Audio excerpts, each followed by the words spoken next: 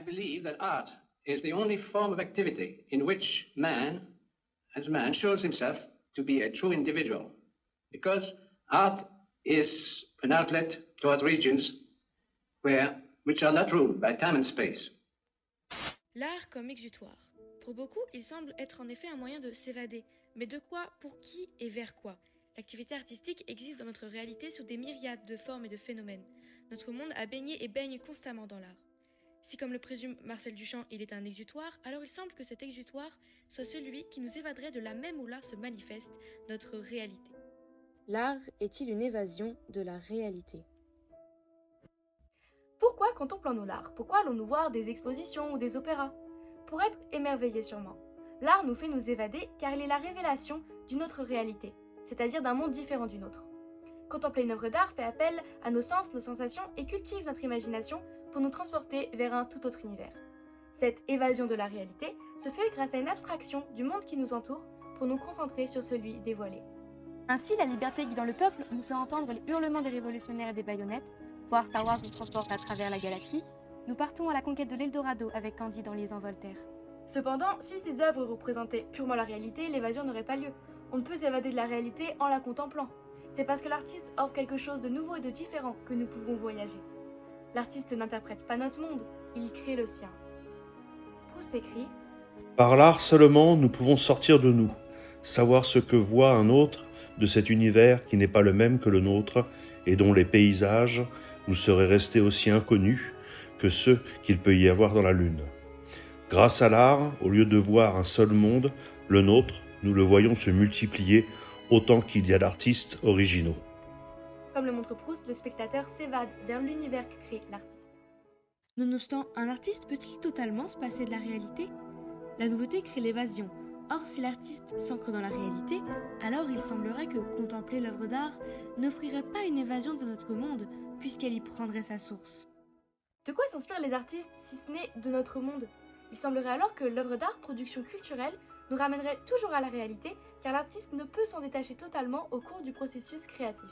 La musique est une application des mathématiques, langage de la nature. La photographie capture notre monde.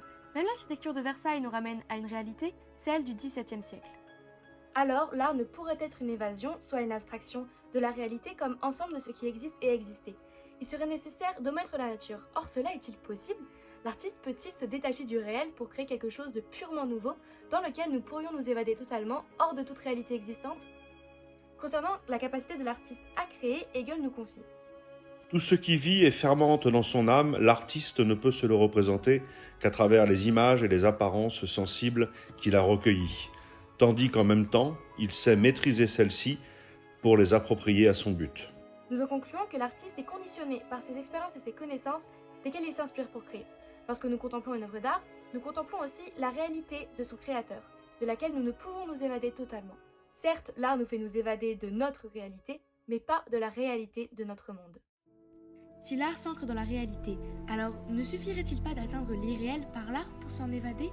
N'est-ce pas cela que cherche l'artiste en créant ? S'évader ? Certes, mais vers quoi ? La réponse semble se cacher ici. L'évasion vise ce qui transcende la réalité, le beau universel. La véritable évasion serait alors le voyage au cœur de cette quête du beau qui nous transporte vers un monde sublime. La recherche d'une émotion, d'un instant de suspension de la réalité durant lequel l'artiste s'approche et effleure ce que tout artiste définit comme son Graal, le beau absolu. Baudelaire définit l'art comme la quête de cette harmonie divine.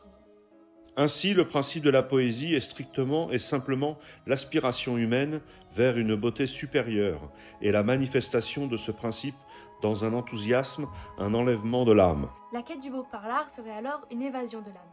C'est l'universalité de l'émotion qu'une œuvre d'art qui touche au sublime provoque en chaque être doué de sensibilité qui nous mène à ce sentiment.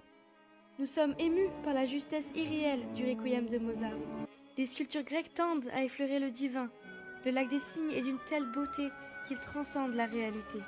L'artiste cherche le beau pour se lier à tout instant, à tout être, à toute émotion, à un univers évadé de notre réalité. Si la réalité n'est que le reflet du monde divin, alors l'art est le pont qui permet de s'y rendre. C'est ce que Kant écrit. Les âmes qui ont le sens du sublime sont progressivement amenées aux plus hautes sensations d'amitié, de mépris du monde, d'éternité. C'est ainsi, en atteignant le beau, que l'art transcende le réel et nous évade de notre condition. Le beau est l'évasion de l'artiste, du contemplateur et du monde. L'art est une évasion pour quiconque y prête attention. L'artiste ouvre un monde nouveau dans lequel le spectateur ne s'évade que partiellement, car toujours ancré dans la réalité. Mais lorsque l'art nous touche sincèrement, le spectateur se lie à l'artiste par le beau, que l'un admire, que l'autre cherche, dont tous s'émerveillent. C'est à cet instant fugace que l'art émeut tout témoin de cette sublimation. Le spectateur et l'artiste s'évadent en osmose vers le monde sublime touché d'une beauté transcendante. Cette beauté qui nous permet d'observer le monde sous un nouveau jour est la véritable évasion, par l'art, de toute réalité.